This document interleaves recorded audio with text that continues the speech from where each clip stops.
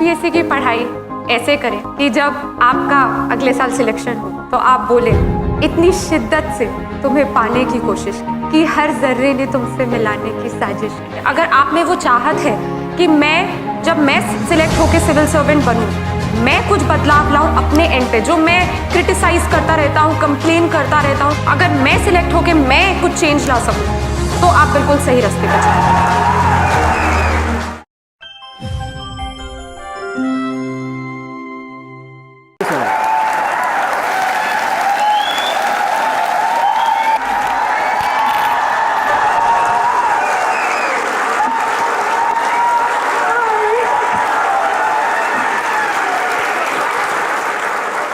कैसे हैं आप सब?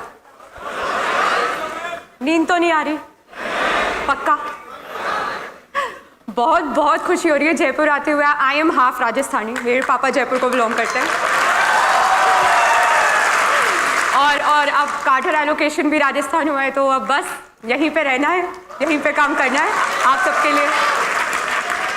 तो आई थिंक अथर सर ने बहुत मोटिवेट किया, उसके पहले Chandramohan sir, Vipin sir and Sarneet ma'am. Civil services हम जब भी सोचते हैं तो बहुत सारी चीजें, अच्छा लाल बत्ती, अच्छा रुतबा है, अरे वाह, इतनी रिस्पेक्ट मिलेगी, एक ग्लैमर भी है, और हम इन सब चीजों से अट्रैक्ट हो जाते हैं कि यूपीएससी की तैयारी करेंगे, सिविल सर्विसेज देंगे। पर ये जो पूरी जर्नी होती है ना प्रिपरेशन की, ये सबको पता ही है काफी मुश्किल होती है। और फिर अगर इन्हीं चीजों से मन भरता है तो 5-10 दिन बाद ये सब चीजें आपको मोटिवेट ही नहीं करेंगी, और फिर आप क्या सोचेंगे, जब रोज पढ़ना पड़ेगा 10-10 घंटे, हमसे नहीं हो पाएगा। वैसे काफी सारे लोग प्रिपरेशन कर रहे होंगे already. How many of you feel हमसे नहीं हो पाएगा? ये फीलिंग आती किस किस को है? अरे सच बताओ, किस किस को लगता है कि हर दूसरे तीसरे दिन ऐसा ख्याल आता है, नहीं हो पाएगा, बहुत मुश्किल है, हमसे नहीं हो पाएगा। नहीं, ये सच बता रही हूँ, ये सबको लगता है, ये मुझे हर दूसरे तीसरे दिन लगता था। Everybody feels this way.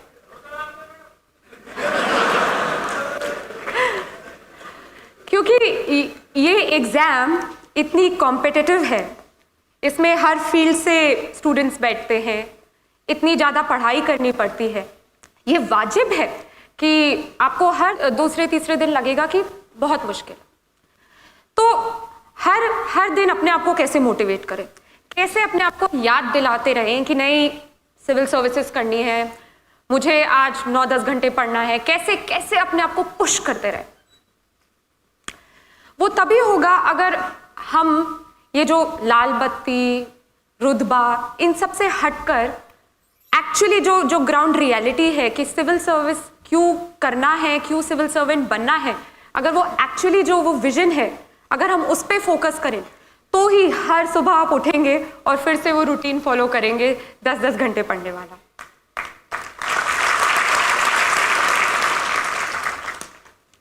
हम रोज अखबार पढ़ते हैं, सिविल सर्विस एस्पिरेंट्स तो पढ़ते हैं अखबार। कितने लोग अखबार पढ़ते हैं? अच्छे से एज इन 2 घंटे लगा के अंडरलाइन करके? नहीं, और हाथ दिखाओ, ऐसे मत करो। तो हम पढ़ते हैं और चीज़ों के बारे में जानते हैं, अच्छा यहाँ पे रोड ठीक नहीं है, यहाँ का पानी गंदा है, हवा जहरीली है, इंफ्रास्ट्रक्चर बेकार है, उतनी जॉब्स है नहीं जितनी चाहिए। हम बहुत क्रिटिसाइज करते हैं, सरकार ये नहीं कर रही, वो नहीं कर रही। पर कितने लोग हम एक्चुअली सोचते हैं कि अच्छा हम पढ़ ले ये, हम फिर ये प्रोफेशन ज्वाइन कर ले और फिर हम कुछ चेंज लाए? कितने लोग सोचते हैं? अरे वाह, जयपुर तो भाई कमाल है। यहाँ पे पहले से मेरे बोलने की जरूरत ही नहीं है, पहले ही विजन बने हुए। जी, अगर आप हर दिन जब अखबार पढ़ते हैं और इन सब मुद्दों पर सोच विचार करते हैं तो फिर हर दिन आप मोटिवेटेड रहेंगे। अगर आप में वो चाहत है कि जब मैं सिलेक्ट होकर सिविल सर्वेंट बनूं, मैं कुछ बदलाव लाऊं अपने एंड पे, जो मैं क्रिटिसाइज करता रहता हूं, कंप्लेन करता रहता हूं, करती रहती हूं, अगर मैं सिलेक्ट होकर मैं कुछ चेंज ला सकूं, तो आप बिल्कुल सही रास्ते पे चल रहे हैं।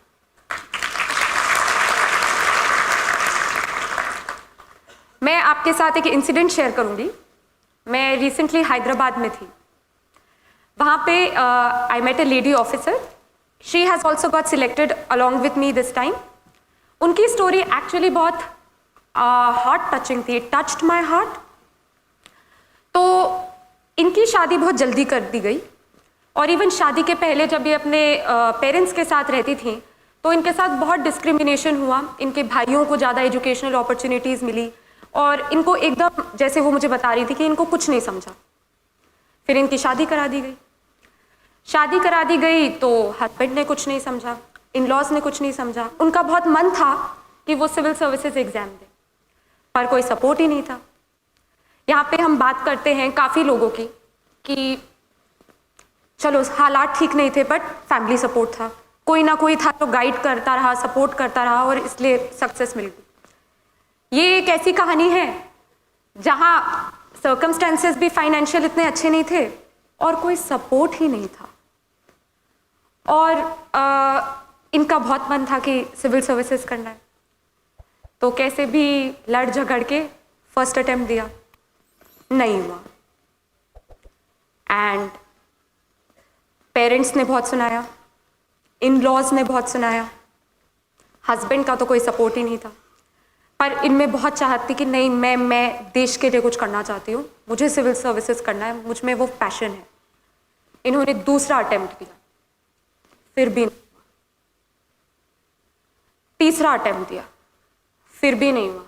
रिश्तेदार पता ही कैसे होते हैं, सुना सुना सुना के उनको इतना परेशान किया। उनका हस्बैंड उनसे अलग रहने लग गया। फोर्थ अटेम्प्ट दिया, फाइनली हो गया, इंडियन फॉरेन सर्विस। एंड हम इस फायर, इस पैशन की बात कर रहे हैं जो चाहिए इस एग्जाम को क्लियर करने के लिए। इतनी इतनी इतनी इतनी हिम्मत चाहिए कि चाहे कोई भी ऑड हो, कोई भी कठिनाई हो, कोई भी डिफिकल्टी हो, आप कर सकते हैं। देखिए, ना ही वो कोई रईस खानदान से थी और फैमिली सपोर्ट नहीं था, हस्बैंड आपसे अलग रहने लग गया। सोचिए किस परिस्थिति में दिया, और चौथे अटेम्प्ट में। तो ये this is the passion we are talking about. Michael Phelps का नाम सुना है आप सबने? तो बीजिंग ओलंपिक्स जब हुए थे, उसके जस्ट आप समझ लीजिए 1-2 महीने पहले की बात होगी, उनका एक्सीडेंट हुआ। डॉक्टर ने बोला कि उनका शायद राइट हैंड इंजर हो गया था, and he said, doctor said that I don't think अभी आप यूज राइट हैंड से कर पाएंगे, कि ज़्यादा चोट लगी है। ही सेड तो क्या हुआ, पैर तो है। And then he went on to win 8 medals in Beijing Olympics. तो कितनी मुश्किलें आती हैं, कितनी परेशानियां आती हैं, पर अगर वो दिल और दिमाग में है कि नहीं करना है तो करना है, और लोग फिर करके दिखाते भी हैं। सिविल सर्विसेज, जैसे कि मैंने कहा कि काफ़ी मुश्किल परीक्षा होती है, देश की सबसे कठिन परीक्षा होती है। इतने सारे लोग बैठते हैं, हर दूसरे दिन मैंने बताया ऐसा लगता है हमसे ना हो पाएगा। तो ये जो मेंटालिटी है, इसको टैकल करने के लिए आपको सबको अपने लिए वो एक वजह ढूंढनी है। वो एक वजह ढूंढनी है कि आपको वो क्या चीज़ मोटिवेट करती है, क्योंकि आएंगी सबके जीवन में किसी ना किसी प्रकार की कोई ना कोई डिफ़िकल्टी, कोई ना कोई परेशानी आएगी। कभी कुछ हो जाएगा, कभी आपके पास वो मीन्स नहीं होंगे, कुछ ना कुछ होगा। बट अगर वो एक सोच है आपके दिमाग में, तो वाकई आप फिर आपको कोई रोक ही नहीं सकता। इस परीक्षा में जैसे कि 3 भाग होते हैं, प्रीलिम्स, मेंस एंड इंटरव्यू। काफ़ी लोग मुझसे पूछते हैं कैसे प्रिपेयर करें, फर्स्ट स्टेप क्या होता है प्रिपरेशन का। और मैं सबको यही कहती हूँ कि फर्स्ट स्टेप है कि आप पूरा यूपीएससी सिलेबस याद करें, मेमोराइज करें, अपने दिमाग में बिठा लें।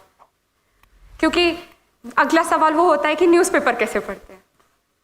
न्यूज़पेपर ऐसे पढ़ते हैं कि जब आपके दिमाग में वो पूरा सिलेबस बिल्कुल छपा हो, तो जब आप अगले दिन अखबार पढ़ेंगे तो ऑटोमेटिकली आपका खुद दिमाग बोलेगा अच्छा ये मेरे एग्जाम से रिलेटेड है क्योंकि ये सिलेबस टॉपिक में था, अच्छा ये नहीं है क्योंकि ये सिलेबस टॉपिक में नहीं था।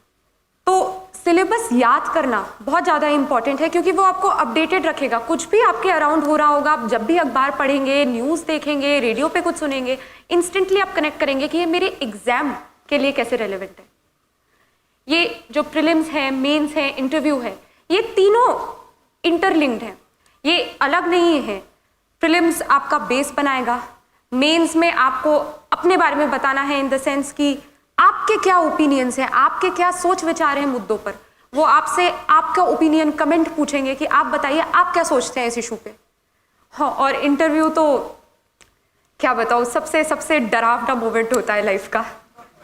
यूपीएससी इंटरव्यू आपको वो अच्छी तरीके से हर तरीके से ग्रिल करेंगे। इनफैक्ट जब आप वेटिंग एरिया से इंटरव्यू बोर्ड की तरफ चल के जा रहे होते हैं तब आप यही सोचते हैं बस भगवान बचा लेना बस। पर जब आप बोर्ड के इंटरव्यू रूम पे नॉक करेंगे और वो आपको बोलेंगे यस कम इन, और फिर आप बोलेंगे गुड मॉर्निंग मैम सर जो भी है, तो वो जो आपको हल्की सी स्माइल देंगे उसके बाद फिर लगता है चलो ठीक है अभी मरने वाले नहीं है, अभी जिंदा रहना है। और ये बहुत डराने वाली बात होती है कि नहीं वो तो खा जाएंगे तुम्हें वहाँ पे, बट वो काफ़ी काइंड होते हैं, they are very supportive and वो इवन हिंट्स देते हैं अगर उन्हें लगता है कि आप हिंट से थोड़ा और बेहतरीन आंसर दे पाएँ। तो इसलिए डरना नहीं चाहिए, बट मैं क्यों झूठ बोलूँ, सबसे डरावना मोमेंट होता है लाइफ का और बहुत प्रेशराइज्ड होता है। बहुत तरह तरह के लोग भी देखने को मिलते हैं। अथर सर ही मुझे बता रहे थे कि जब वो लोग वेटिंग एरिया में बैठे थे तो एक महाशय खड़े हुए, उनका नाम कॉल आउट हो, उनकी चांस आई, तो खड़े हुए और डिओड्रेंट निकाला और यूँ पूरा तो बहुत देखने को भी मिलता है। पर ये जो परीक्षा है ये ना ही आपकी सिर्फ एक नॉलेज बेस बढ़ाएगी, ये आपको पूरी तरह एक नया इंसान भी बना देगी।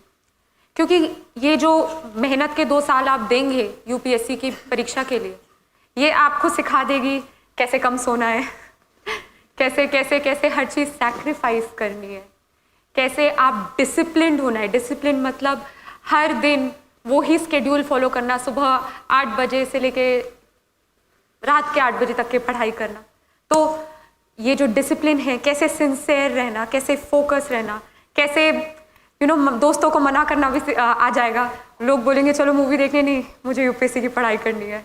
तो ये लाइफ चेंजिंग एक्सपीरियंस होता है और ये आपको बहुत कुछ सिखा देता है।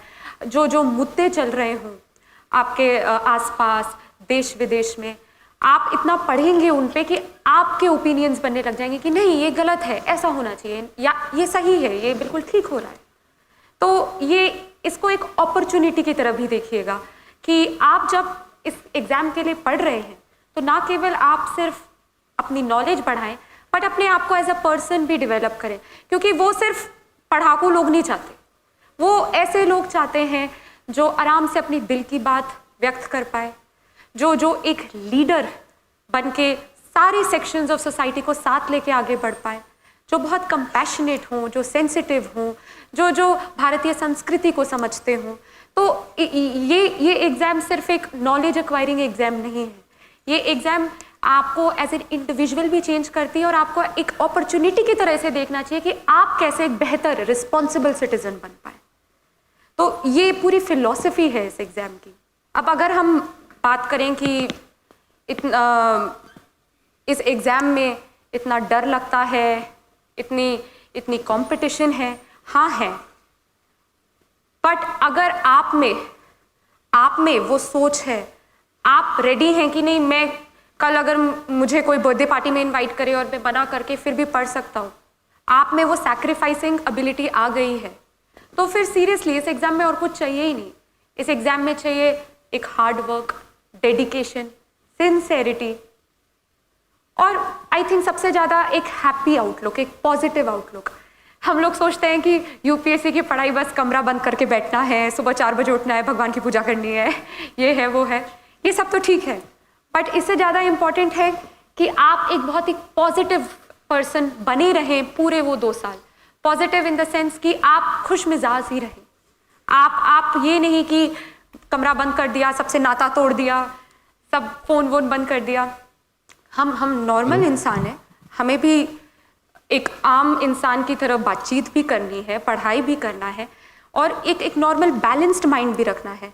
तो मैं तो सबको यही कहती हूँ कि हर 15 दिन 1 दिन बाहर के लिए निकालिए, कहीं घूम के आइए, दोस्तों से मिलिए और पेरेंट्स से तो हर दिन बात करनी चाहिए, क्योंकि वो आपको कॉन्स्टेंटली बूस्ट करते रहेंगे, मोटिवेट करते रहेंगे कि जब भी आपको अच्छा ना लगे कि शायद नहीं हो पाएगा, शायद मैं उतना नहीं पढ़ पाऊंगी या पढ़ पाऊंगा, तो वो आपको हमेशा याद दिलाते रहेंगे कि नहीं, आप में वो काबिलियत है कि आप इस एग्ज़ाम के लिए बैठ सकते हैं, आप में वो काबिलियत है कि आप एक अच्छे सिविल सर्वेंट बन सकते हैं। और खुदा ना खास्ता अगर ना भी हो सिविल सर्विसेज में, तो अगर वो सोच है कि मुझे कुछ करना है तो आप किसी और तरीके से करेंगे। और वाकई अगर एक दरवाज़ा बंद होता है दूसरा खुलता है, और अगर एक चीज़ हासिल ना हो तो हमेशा याद रखिए भगवान ने आपके लिए और बेहतरीन चीज़ रखी है।